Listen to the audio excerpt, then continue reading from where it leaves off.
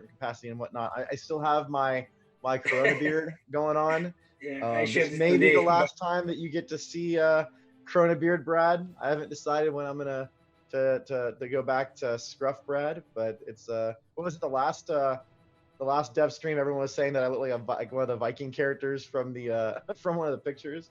So yeah, it's same here. I just shaved today, and I'm doing did also you? some social distancing. And on the good side, uh, I finished Witcher 3, which I wanted to do for several years. So yeah, quarantine is Awesome. not always bad.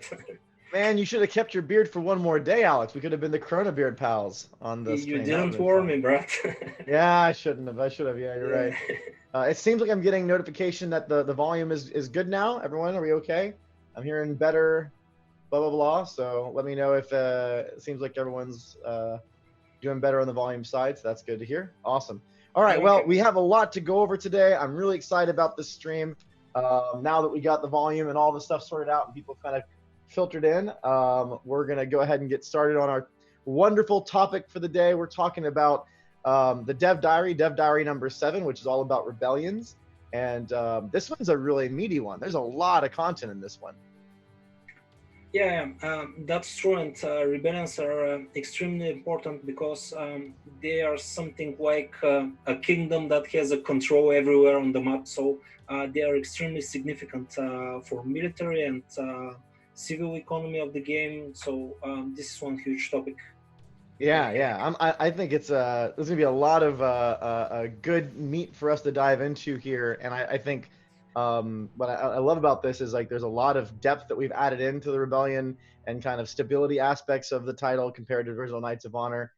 It's something that I'm personally really excited about. I know it's I have a couple, at least one fun story from my rebellion experiences I've been playing, so it'll be fun to kind of share that with everyone. So to start off, I think in the beginning of the Dev Diary, we really talk about how what instigates a rebellion, what starts a rebellion from happening, what can cause rebellions to come up.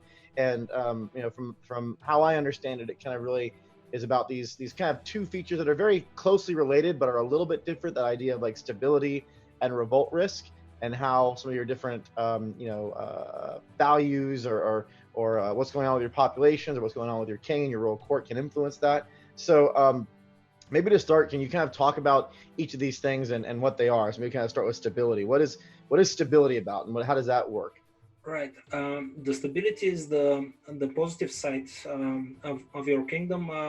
All the things that make your people feel safe, feel confident in your rulership, and they are usually global parameters.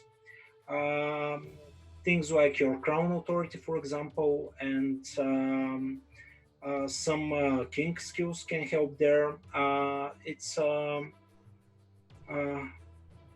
Yeah, sorry, just a second. Yeah, okay. Um, right, and revolt risk is more the negative side of the whole equation. It represents some stuff like war exhaustion, high taxes, and a lot of other factors we can discuss during the stream. We'll definitely not be able to list everything because we are trying to make the game very immersive and if the player expects something to be negative over the population, we are definitely including it as a revolt risk. So it's culture, it's religion, all kinds of tension, and presence of enemy fractions around other rebels and so on. Yeah, I know that this kind of connects to what we talked about in the last stream about that kind of cultural aspect where when you take someone over, they may have a lot of instability, and since they're new people, the revolt risk could be really high, and so you may want to reduce the stability, you improve over time, but maybe you do some things to reduce the revolt risk, like the rebellion chance, a little bit. And as those two things are connected, there's actions you can take to reduce that chance while still letting your stability improve and things like that. Which I think it's kind of cool how all these different elements connect together. Yeah, yeah. Right now, it's they are even more connected because we added a disorder state, something that is brand new, and it's something very powerful if the local population does not accept your rulership, if they don't, the majority does not support you, and so on.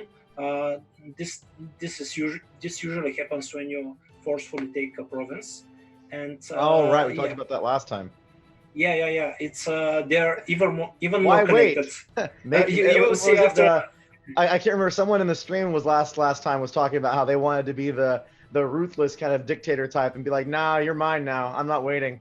But then you do that, and it's like, well, the revolt and stability risk, or the stability and revolt Yeah, risk goes through the roof. I imagine that scenario. exactly. So what kind of things can you do to to counter that? I mean, I'm guessing there's different. I know in the dev diary we talked about like those global things that you can do, as well as even some local things that you can do to kind of maintain. Um, I guess to the analogy of that last person's question, wish I remember who it was that was talking about that last time. But like that iron fist versus kind of the sweetness and being nice to your people. Like what are the things you can do on a global and Yeah, local level to deal with that? yeah. There are a lot of things you can do actually. There are some structures you can establish that improve your local authority, which can reduce revolt risk or increase stability. It depends what structures you make. Here, the governor of the province is very important because he can, Right. depending on the skills he has, this affects those factors. And of course, you have actions you can undertake. And what we talked about, it's like in conquering a new province, you can have an iron fist and just destroy all resistance, and you can, for example, try to calm the population down using some night actions, which is usually better if you're prepared, but takes more time, and it's an interesting choice. You can definitely use both of those tactics. We are Yeah, working on. it sounds like the rural court members are really kind of a critical part of how you can kind of handle the local issues. I know that it almost feels like a page out of Machiavelli, where it's like if you want to help your people integrate better, move to where who you conquer. So it's like you may have like that one or two people in your rural court that are really good at dealing with instability issues, and as soon as you take over a place that you really want to kind of calm the people down, you have this like, all right, you know what, you're moving there, like you're going to go live in that town, that province now, and use those skills and whatnot. I'm guessing like different royal court classes maybe have different ways to deal with the revolt. Like maybe a marshal's a little more Yeah, like harsh, and a diplomat's a little more sweet talking, and different actions they can take. That's kind of cool.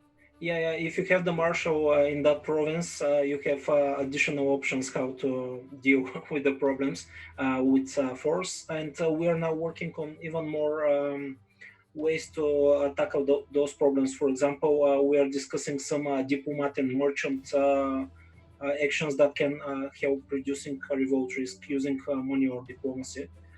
They are It's one just of the sorry in it's progress. one of the coolest things that I like about like the Knights of Honor as a franchise, but especially about how we're taking things at Knights of Honor too. It really does feel like you're the king with these like these this trusted circle of advisors and these like knights around you that you can kind of exert your will and take care of the people, and or subvert the people or subdue the people, or there's all these different ways that you can play based on how you want to deal with your royal court. There's that famous conversation from back in the old, I think, original DevStream from Gamescom last year, and we were talking about playing like the all spy roll court game. And I can imagine like this armies of spies governing all of the place, and hearing the rumors and like actions of seating, like paying people off in the city to keep the rebellions down, and but like just such a cool like mental fantasy of you having this royal court that kind of has the kingship, the kingdom managed your way. It's really, I think it's Yeah. really fun. That's truly what we want to achieve. Even we have talked about it, a kind of a deck building game. Depending on Yeah. what knights you have in your royal court, you have a totally different gameplay options, and yeah, it's very cool stuff. So now we've talked about kind of the difference between a little bit between like stability and revolt risk. So in theory, you could have like a moderate level of stability, but still a very low revolt risk, I guess, like depending on how you're dealing with like the particular local province and the skills of the royal court or whatever. Yeah, they rise and fall independently. So you can theoretically have very high stability and revolt risk simultaneously. I know it sounds a bit strange initially, but in the final, matters in the end is the proportion between those two, and also happiness plays a little role there. And thus we get the exact image we want to represent in on a global level and in each province in particular. Yeah, yeah. Uh, I'm also seeing some questions about if we're showing new gameplay footage today. We're not having any new gameplay video today, but I think I'm not going to promise, but I do believe that next stream we should have some new gameplay footage to show. The milestone coming in on Monday has some new stuff that we're going to be able to maybe show you guys on the next stream, and a quick preview tease. I know we're going to talk about later on the stream, but our next dev stream and next dev diary is going to be focused on music. So we'll probably have some video that we can associate with some music, and we'll have our composers on and talking about that. So this should be. I mean, we're gonna have a lot of fun stuff to talk about today with Rebellion. We don't have any footage to show for that, but the next stream we may be able to show you guys at least some new video shots, and we'll have some cool audio to go with that too. So yeah, I can yeah. back that up because we are now working on some more finalized visuals, menus, and so on, and the game is getting more and more presentable. Because so Yeah. far we were working very much on tools, gameplay, and so on, but now we are starting to polish the visuals more and more. So we will feel more. We'll be happier to show you more of the in-game footage. Thank you for the patience, guys. Yeah, we actually debated about that for everyone on the channel. We debated about it quite a bit on this dev diary. We actually had a version of the dev diary that Yeah, had some programmer art in it that looked pretty. It's basically just boxes and text. And we are like, do we want to show this? Do we not? It looks pretty bad. And we kind of decided that we were going to hold it back for now. The team is very much hard at work on features, but there are some UI efforts really going in and starting to make it look a little more presentable. So I'll tell you this, everyone. Once we get to that point, it's gonna be like this tipping point where, at the moment, we haven't really been able to show much in-game footage and UI elements, and then all of a sudden we'll be able to show a whole bunch, and you're gonna get like pretty much footage every week, so or every dev stream. So we're yeah. almost there. I know it's just a little bit more patience as we're kind of getting to that point. Yeah, I know some people are like, I'd love to see programmer art. I think it's almost like letting people come over when your house is a mess. It's like, yeah, the people may not care, but you do. It's like, no, I'm gonna vacuum, I'm gonna sweep, I'm gonna like clean the counters off. I know you don't care, but I kind of care. So I think the developers, they've spent so much time on this game. They want to make sure that when they show it, it's the best foot forward. So Yeah, yeah. You don't want to see them, guys. I personally made some icons for the Steam achievements, and yeah, you don't want to see it. maybe an actual like UI artist should make those icons instead of the temporary ones that are made on MS Paint or whatever. Yeah, right. Oh man. All right, so a little off topic of the rebellions, but it's a fair request. I mean, if I understand, I would want to see game footage too, and we definitely hear you. We definitely want to get that out to you guys soon. But like we've talked about in other dev streams, I think it's also really interesting to let you guys hear about some of these features as we're building them and as they're being put together. So we want to give you a chance to hear about the game, and then as also we'll show the game as things come ready. So we're getting there. We're almost there. Oh, look at that. My Alex behind the camera queued up some of the footage we've released in the past. At least you guys can see some of the previous footage there. It's good. Honestly, I'm really excited to show you guys some of the new. I mean, it's not going to be dramatically different, but you're going to see there's a lot of little touches that the team's been making to the visuals, even with the way that like provinces are laid out visually and some of just the details in the world. It's starting to come together. It's looking really cool. Yeah. So speaking of those visuals, another thing that I think we talked about or we touched in the dev diary was that kind of the rebellious populace or the people in the province that are kind of maybe a rebellion isn't happening, but they're the unhappy or the unstable populations, and those are represented, I guess, as certain iconography on towns. So what kind of things do like obviously it's really cool to show the player those kind of things in the world, but what are the kind of the impacts of having even before rebellion or stability goes out the window, like what are the impacts of having those kind of rebellious populace showing up in a province? First of all, it kind of it kind of is a warning to the player that something is going wrong in that province. Right, right. So you can very clearly see a bigger and bigger percentage of the population going unsatisfied from your rulership. And this is an interesting moment because once the rebellion has started, you might have limited options if your army is busy and so on. So you can tackle the problem even before it arises. And another element is that it has some economical effects. For example, you cannot hire those guys in the army. You cannot collect taxes from them. They are not supporting you by building structures or helping the economy in any way. They can immigrate to another town. Oh, really? Yeah, right. I didn't know that. If you have very good stability and happiness in a province, it usually attracts immigrants from other provinces around. Yeah, so this is kind of a soft problem you have with with the buildup of that rebellious population, and it's also very nice visual feedback. You can immediately see what happens in a province. So that's See, even everyone here on the stream, even I'm learning something today, and I feel like I know the game pretty well. I didn't realize that like the populations that are in rebellion or kind of unhappy can immigrate both to your, to you steal population from someone else and they can steal them from you. They're basically unhappy. They pack the carts up and get out of there. Like, see you later, man. I'm gonna go to your neighbor. I'm done with you. That's kind of cool. I know they can reinforce rebellions, but I didn't know they could just move. That's awesome. They bring goats too, so they bring goats. Yeah, and right, goat. They bring goat. Oh, gold! I thought you said they bring goats. I was like, I was imagining like someone's like, nope, we're taking goats. Goat comes with us. That's actually that's a very good idea. I'm writing it down for the goats. It's you like a little pop-up. It's like rebellion or people that are unhappy with your ruler leaving, and it's just like you have the civilians, and then like there's a goat with them always. Every there's always a goat. They have a visual representation with one cart. They're moving towards the other city, so we can always place a goat there. It's easy. Yes, these guys can also reinforce other rebellions that are going on around you. Even if you don't have a rebellion that started in your province, if they don't like you, they are just screw that guys.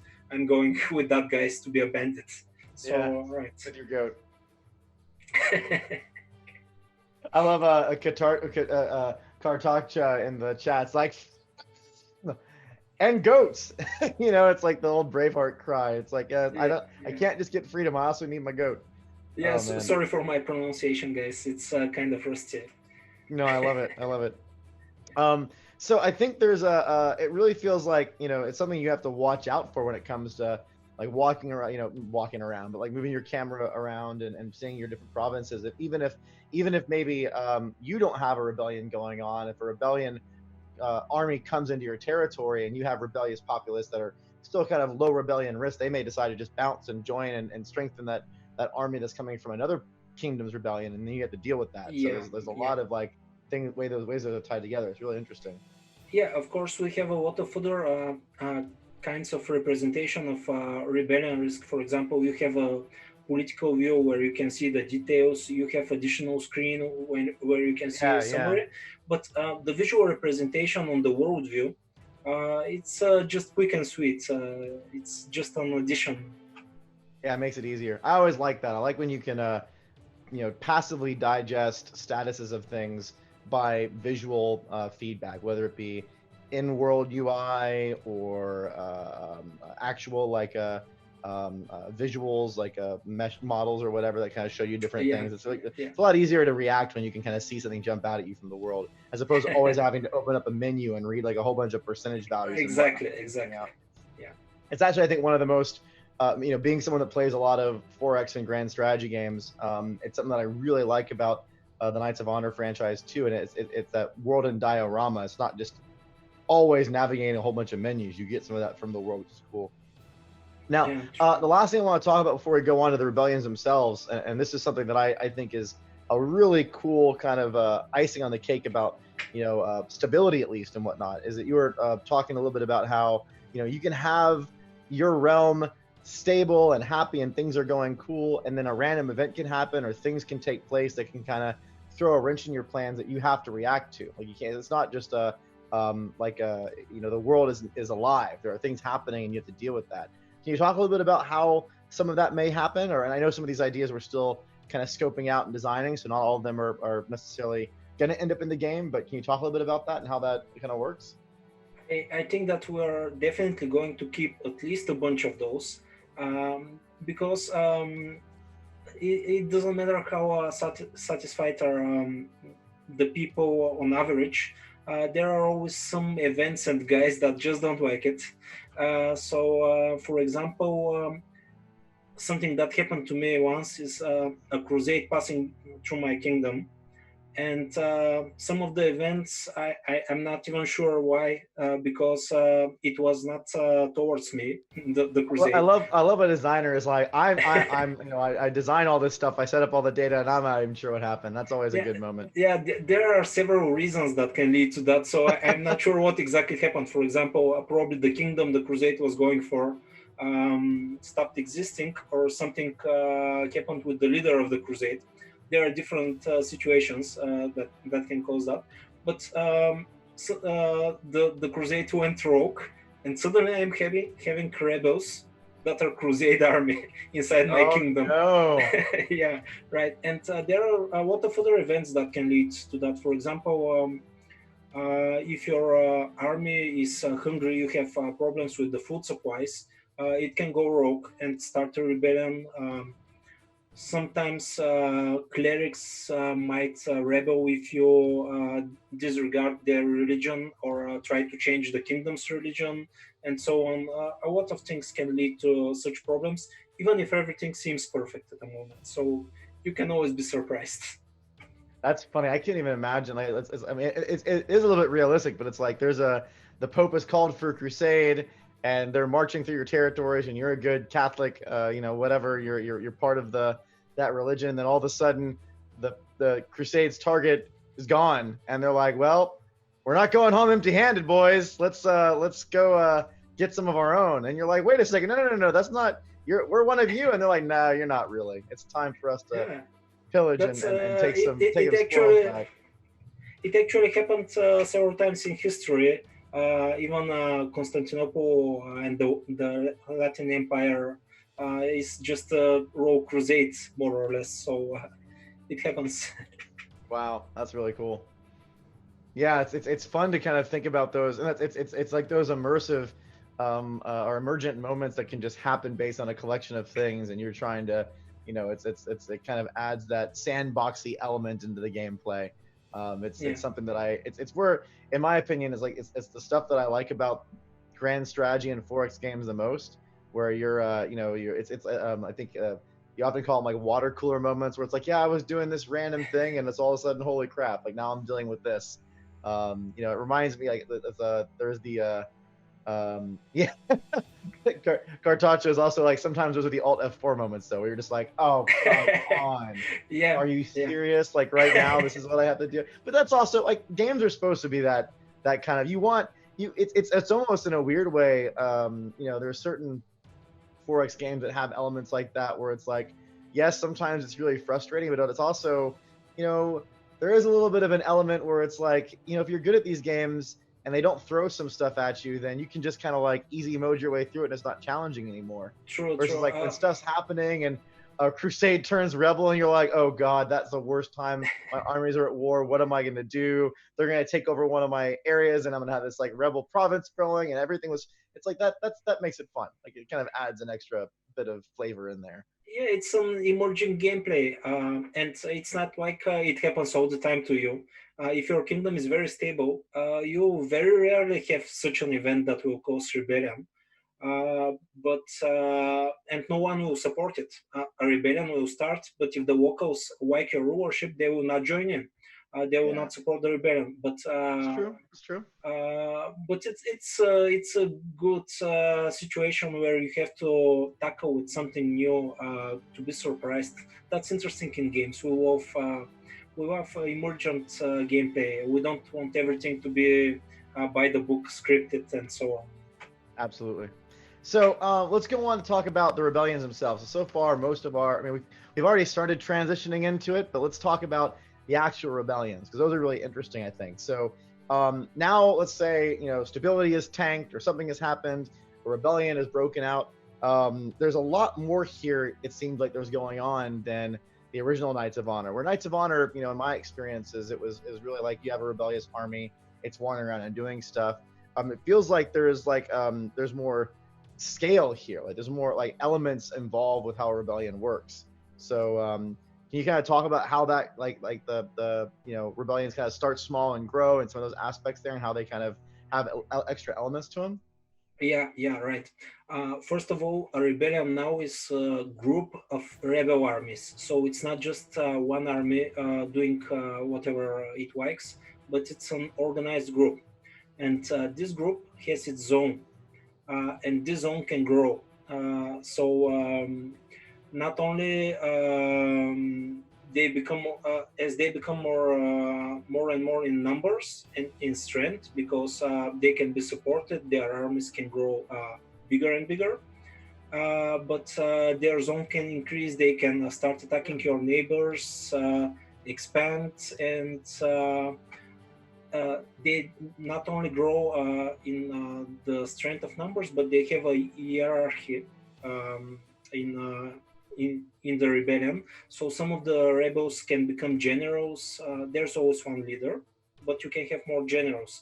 And these guys are very dangerous. They are not like just the random rebel army. So it's now it's just more important to tackle with those problems in time.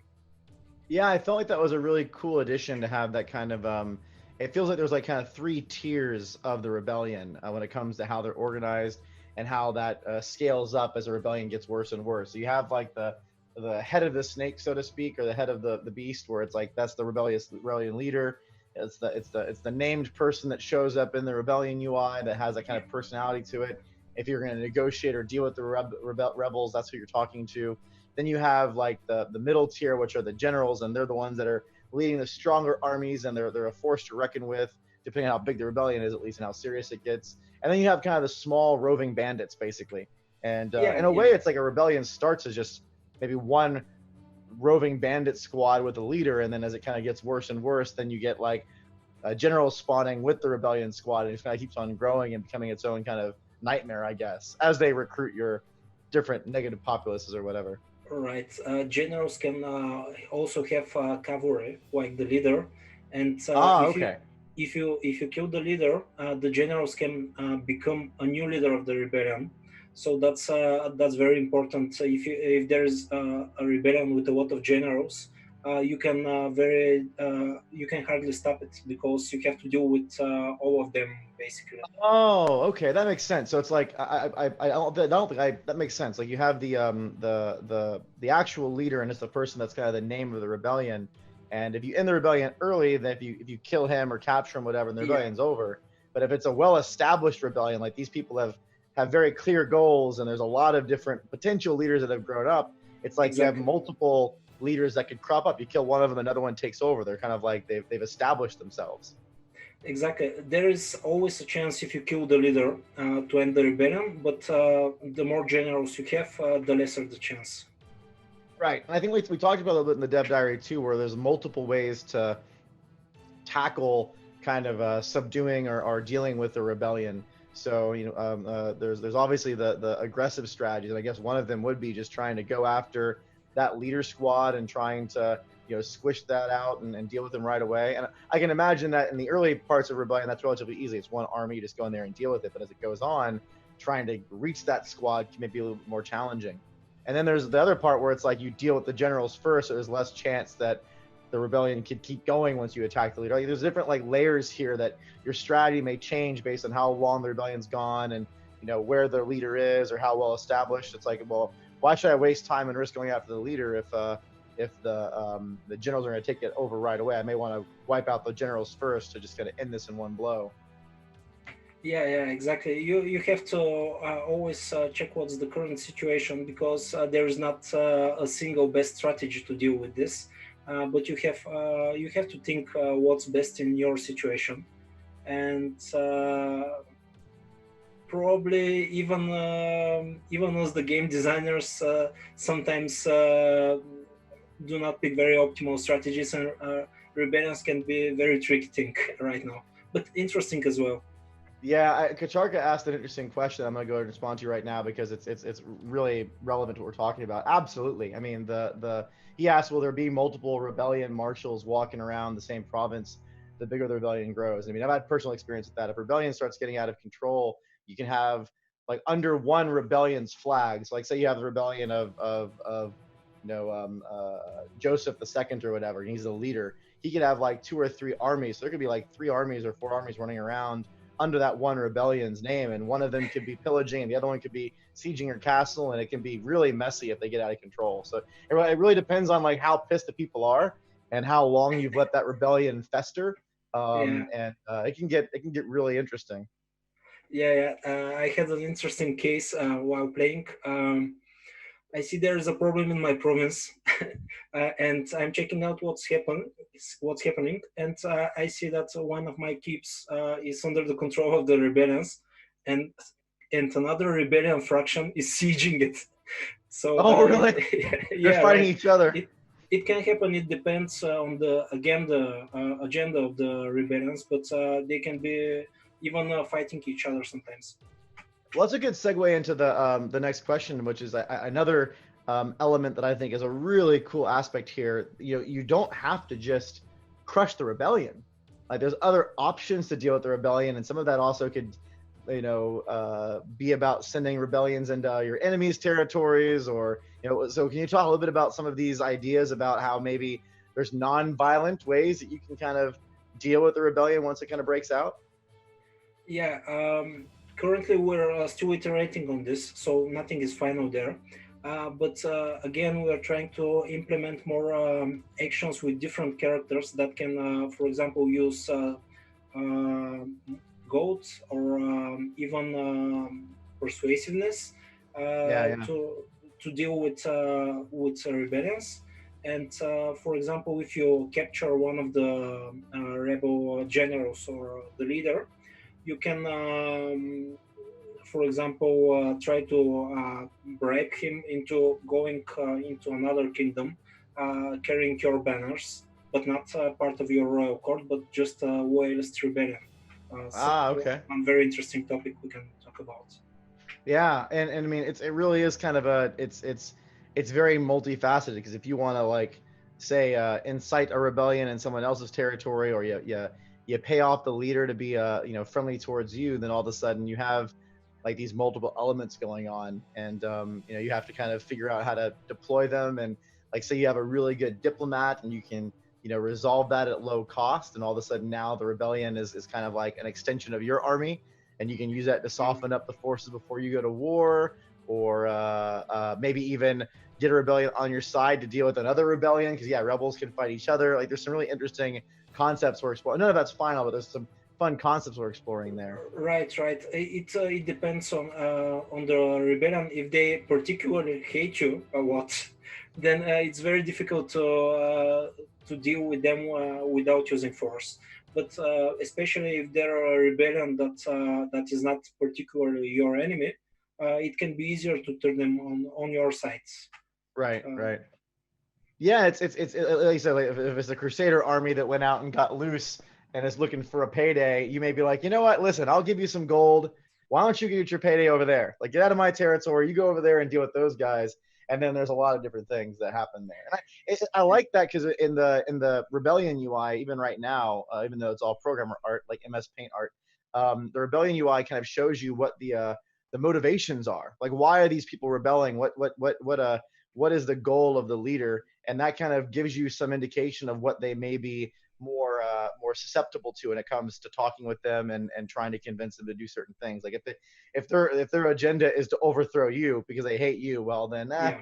your chances of doing anything there are pretty slim. But if their goal is to, you know, get wealth, or they're just they're mad about something, or they're loyalists from another kingdom or something like that, then there's maybe some other options you can react to. And it adds a lot of depth there. Yeah, yeah, and we'll definitely work more on that, on the agendas and so on. It will get better and better.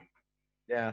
I know. Well, another thing that this is actually, I think, one of my favorite aspects of Rebellion. It's a feature that I've seen a couple times in other games, but it's something that is not done very often. And I love that we've added it into Knights of Honor 2, which is the ability for Rebellion to basically create a new kingdom. And this actually happened to me just a little bit ago, and I was playing. I think it was like 3 or 4 weeks ago. I was playing a game, and I was taking over. Oh, what's the kingdom in the middle of the Spanish Peninsula right now when you start off? I forget the one. Castile? Castile Sorry, what was it? or Castile? It's Yeah, Castile. Castillo. Yeah, exactly. It was Castillo. And so I was fighting them. They had like 4 or 5 provinces. I was at war with them. And so one of my goals whenever I play is usually to take over all of Spain, just because it's an easy kind of thing to go after in the beginning, at least right now. And so I was fighting Castillo, and they had a pretty good area of control, so it was taking some time to get through them. And I guess because the war was going on, their people got mad, and so they had a rebellion that broke out in their own province on the other side of the province, while I was coming from this side. And my goal was to wipe them out. Like I was trying to take over all of Spain, and so I ended up finishing it. Like I took over there was what I thought were two Castillo castles left. And I took over the second to last one, and I got the pop-up saying that they're done. And I'm like, wait, there's one more left. And I go look, the rebels had taken over one of the castles and founded a new kingdom that had a new name, and I wasn't at war with them. And so I wasn't able to take over all the territory because there's this new kingdom there. And I'm like, well, do I now negotiate? Like, they were peaceful towards me. They didn't hate me. They hated the old leadership for getting at war with me. And so I'm like, okay, maybe I'll let them be and see what happens. And they raise up an army, and they attacked their next door neighbor, and they started gaining more territory. And I'm watching this. Basically, I caused a rebellion that birthed a new kingdom that was happy with me because now they had their own little thing. And then they were taking over and like conquering other parts of Spain, and we're just like, oh, my little children, go. And so I was like making them my friends and like sending them gifts and like encouraging them. It was just really cool to see these like emergent moments take place where you have these like dynamics that are happening, and you just don't know. Like the map is not static. There's lots of things that are going on. I love that. I love that kind of moment. And I guess even to a certain degree, it can happen in your territory too. It's almost like a civil war breaks out, and someone a rebellion decides to take over a couple of kingdoms and then splinters off, and now you have like the fracture of your nation, and you go, well, do you make peace with them and over the generations try to just be a happy medium, or do you try to integrate the rebels back and take over your lost colonies, so to speak? I mean, there's a lot of fun moments there. I love it. It's really emergent. Yeah. There's a very interesting logic behind the scenes. It's not something that the player has to deal with, but there is interesting logic whether they will create new kingdom which never existed, restore a kingdom that once existed there but is no more. For example, for you're playing several hours, and they can just restore a kingdom that in the beginning of the game was there. So they can join somebody if they have loyalty or preferences towards a Well, particular kingdom and so on. It's very this kind interesting. of ties to the loyalist rebellions too, right? Like that's a whole concept we talked about in the dev diary, as there's this type of rebellion that are loyalist rebels. Can you talk a little bit about Yes, that? yes. Loyalist rebels, they always try to join your kingdom if you are to accept that. Uh, but the other rebellions might also try to join you. But the loyalists have some additional advantages. For example, they do not attack your friends, your allies, and so on. They are not just some crazy rebels. Oh, okay, I get it. Yeah, Okay, so it's a little bit different than I was thinking. Okay, that makes sense. yeah, they can even reinforce you during battle. You're fighting someone, and suddenly a rebellion army comes and helps you because they are loyal to you. So that's very interesting, and it's especially valuable if you are attacking a kingdom that has a loyal rebellions that are loyal to you. so they can help you. You probably have very low tension if you take the province, so that's another advantage, and so on. It kind of This, ties to, I think, the culture war we were talking about before, where it's like, I mean, imagine it really is a pain being on the other side of that, but it's like if someone's attacking you and your culture is being subjugated by their culture, and then all of a sudden a rebellion starts up in your territory, and they're loyal to the guys who you're at war with. You know, their allies aren't being attacked by those rebels. They're not being attacked by those rebels. They're only kind of sieging you. It's like you're facing a war on like two or three fronts that they don't have to spend any resources to maintain. So it can get really tricky there.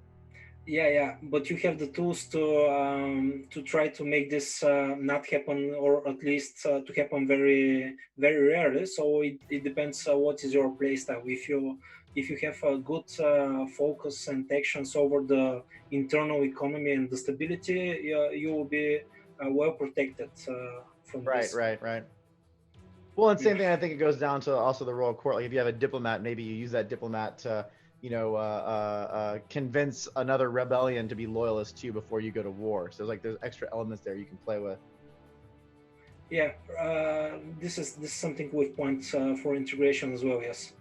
Yeah, yeah, Uh, really cool. I mean, it's to me, it's a very exciting set of features. It just adds a lot of, like I said, a rebellion and all these dynamics add so much more opportunity for just things to happen that you have to react to, and that's, in my opinion, that's where these games really come to life when the world feels organic and alive, and there's things happening that you're reacting to, and I don't know, it's just a lot of fun.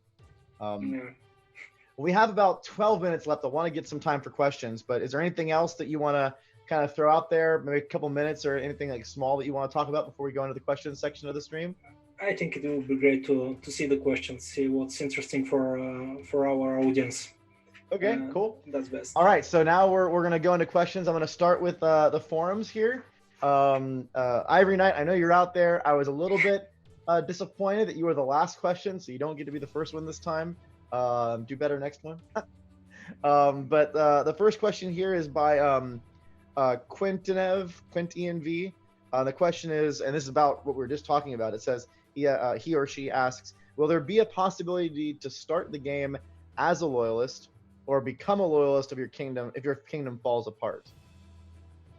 Uh, right now, no, because the mechanics with the rebel factions, although they sometimes are similar to kingdom diplomacy and so on, but currently they are non-playable. You can only deal with them, but you cannot play as a rebel right now. Yeah. It could be a cool idea for like a DLC kind of thing, maybe. Like if all of you guys help make Knights of Honor 2 really successful and everyone loves it and plays the game a lot and we get a lot of interest in it, we'd love to continue making content for this game for a long time. That could be a fun, DLC idea where it's like maybe we release something that allows you to play as like a loyalist faction or something. That could be kind of neat. Yeah, nothing is unthinkable, but right now it's not in the game. Yeah, yeah. Understood. Yeah, makes sense. The next question from the forums, and by the way, as a reminder, you can join our community at community.knightsofhonor.com. So we welcome you to kind of jump in there and start participating in these conversations. We always read, I have my handy piece of paper here. We always read the questions, or always try to read the questions from the forums first. So if you want to get your stuff in, please join. The Dev Diaries go live the Tuesday before the Dev Streams. So you have a couple days to go in there. And I personally, every night before we do these dev streams, I go to the forums and I read them all and I capture them and try to get them answered, and maybe even get a fun shout out if you add a special request in there. So please come and join our community.knightsofhonor.com, and we'd love to have you kind of participate in those conversations there. We also have Discord, Facebook. We'd love to get you guys involved, especially as we're getting more into these specifics and the conversations are getting more interesting. So the next question is from Field Marshal. Field Marshal asks, will rebel armies still be composed of mostly peasants like in Knights of Honor 1, or will they be a bit more diverse, in other words, stronger when it comes to units they have? So low-developed provinces could spawn weak, i.e. mostly peasant armies, while well-developed ones could be a challenge to deal with. So you can talk about that a little bit. It's actually an interesting question because we recently worked on the way units for the rebel armies are chosen. So we're still iterating on that system, but the concept is that it first depends what kind of rebel it is. Is it a leader? Is it a general? Is it a normal Mentioned rebel? earlier, like the general can be a cavalry unit or whatnot, and Yeah, yeah, and higher tier units in general. And additionally, it depends where the rebellion formed and how. So if the province is very well military developed, there is a probability that you have some of those high-end units fighting for the rebels. So right. And the story of your in the situation that your story you told earlier, if a crusade's going through, that's gonna be a crusade army. So they're obviously gonna have some real soldiers in there that you're gonna have to deal with if they decide to go rebel right around you. yeah, that's they just get the army the Crusaders had, so you Right. can have some temporal knights Oh, against that does as not the sound rebels. good. That does not sound good. That's where you're like you It's not. immediately go into like payoff mode. You're like, oh my God, here, take some money, just go away. Please, I don't want to deal with a giant crusader army in my territory. That's funny. All right, next question is from our fan Ivory Knight. So Ivory Knight, it says, is it possible for the rebels to not only form new kingdoms and join existing ones, but to maybe start some sort of political, social, or cultural revolution? I am, of course, making an homage to the French and English revolutions, but it could be very fun to see a huge rebellious army taking control of the kingdom and radically changing a bunch of laws of the equivalents. Yes and no.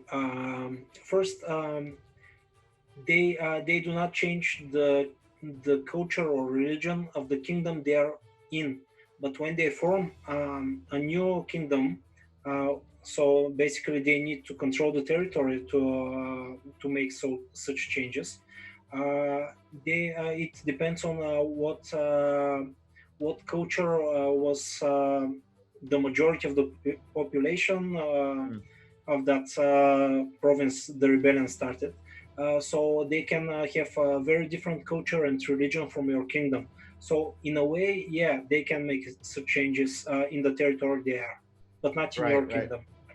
Yeah, like imagine like it's a jihad army or something that breaks loose in your territory as a rebellion, and you're Catholic or whatever. They may take over and institute a whole new religion in your territory if they decide to establish a kingdom there. So it could be a very big change. Yeah, yeah, exactly. The Crusades are a good example. They always form a Catholic kingdom, Right, regardless of right, where they are. right. So let's take some questions from the stream, and thank you to I think the team in the background here that's gathering those questions to Elena. I think it is. Really appreciate your help here. So the first question I got is Massim90. Are there any options to stop a rebellion once rebellion armies emerge, or are the only options to destroy the armies? I think we've actually talked about that some already. There's Yeah, multiple ways that you can react to rebellions. There's peaceful ways, maybe through depending on what their goals are. Like each rebellion has a goal, has something they're trying to accomplish, and you also have like the skills of your royal court and the kingdom power you have. There's a lot of factors that are involved. So there could be ways that you could get something when it comes to the rebellion resolved without actually having to, crush them with your army, so to speak. yeah, yeah. Yep. We covered And this it. actually ties to another question. Beldroth TV asks, would negotiating with the rebels be realistic? Absolutely. You can open a channel with open a channel. Look at that Star Trek quote there or something like that. You can send missives, send pigeons, right, or whatever it was from the Game of Thrones thing, like send, not pigeons. What was it? Shoot. Goats? What are they? Huh? Goats. Goats? Oh yes, you can send goats with messages. Ravens, right? It's ravens, but you can send a messenger goat to the rebellion to see if you can negotiate with them and see what they want. So there's lots of things to do. I like that messenger goat. You're here to hear, folks. Messenger goat coming to Knights of Honor 2. So the next question we have is from Kartacha. Will there be multiple rebellion marshals walking around the same province? The bigger, yep, we talked about that too. Yep, there definitely can be. Yep. Yep. Yagan Hagar 64, I guess, asks, is 1v1v1 battles possible? Basically, could you have like multiple entities that are kind of fighting work there? You can have more than two sites two factions in one battle, but just two sides. So it cannot be Right, one v right. So it's one always with like one V1, but side versus another. yeah, it can be two kingdoms against two other kingdoms or against the kingdom and rebellion, but it cannot be 1v1v1. Right, right, right, right. Another question asked to a point on combat. Simple Tony said, "Will the game feature a quick combat option like the first one?" You can go and answer that. I was going to answer it for you, but go ahead. Quick combat, of course. This Yeah, is of course. it's crucial for the game. Yep, You cannot play each battle in detailed battle view mode because yep. it will be too We slow. haven't we haven't talked about this too much, and some of it's still in development, so I don't know. Oh, good Lord, Alex. Sorry, the Alex behind the camera decided to put a goat up on the screen, so now there's that. Oh, good Lord. Is that going to be a new? That's like the new Easter egg of the stream. The goat's going to show up on future streams at random. Alex is going to just throw it up there, and you guys will have to just guess when he puts the goat up. That's great. Maybe we'll sign off with the goat. Good Lord. We're exploring and experimenting with adding even a little bit more complexity to how auto combat resolving works, and there may be some more functionality and options there as opposed to just the generic kind of like, okay, compare the two values of the army sizes together. So No, it's much more complex and interesting, but we shouldn't go in details on that topic because yeah, it's we'll save that for huge another and one. right. Yeah. But there's a lot more. Even in the quick combat, there are some interesting options added. Yep. I think we have time for maybe one more question. Let me grab one out of chat. So, I mean, always we get the questions about the release date. We haven't announced the release date yet. We have hopes and we have dreams, right, Alex? Right. We have hopes and dreams. And fears. and some fears. No, don't say fears. You have a milestone on Monday. Don't say fears. Right. The team is very much hard at work on the game right now. We're very much in development. We're not even in an alpha state.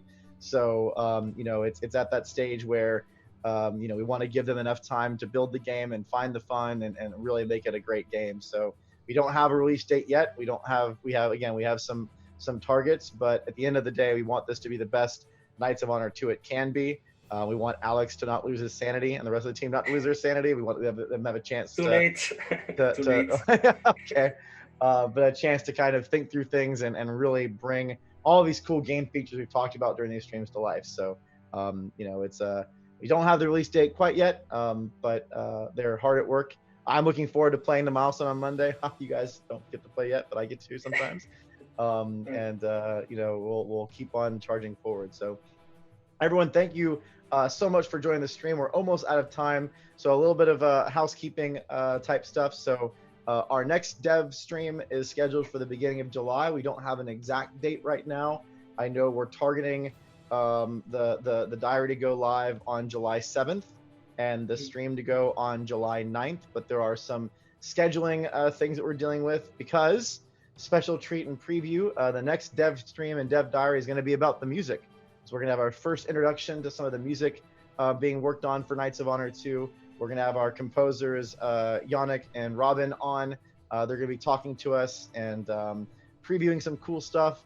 And as I promised, we're going to be showing some new gameplay footage. I don't think it's going to be substantial, as in like we're not going to show anything gameplay-wise, but my hope is to actually record some new stuff and we'll have some music woven into that, so you'll probably see a couple new parts of the world map and maybe some other new elements and visual updates. So the next dev stream should be very fun. Not that this one wasn't. I think Rebellion was great, but we'll have that first stream on the music, and you guys have a chance to kind of get some ideas of what we're doing there. So put that on your calendars with pencil. Mark it in that first full week of July. We're targeting for that, and schedule it, and then you'll be able to enjoy that. Alex, thank you so much for joining us. It's been a blast as always. Yeah, thanks everybody. I think this is the first stream where you've been the guest the whole time, isn't it? Like, is this the first? Yeah, that's the first one. Yeah. So you went the whole hour today. Yeah, right. It's exciting, like an alien movie. Kind of scary, but fun.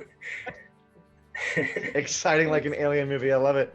Really appreciate you joining. It's been a lot of blast, a lot of fun, a lot of blast. Listen to me. Also, thanks to Elena and Alex, the people behind the scenes that are helping make this happen. Really appreciate all your effort.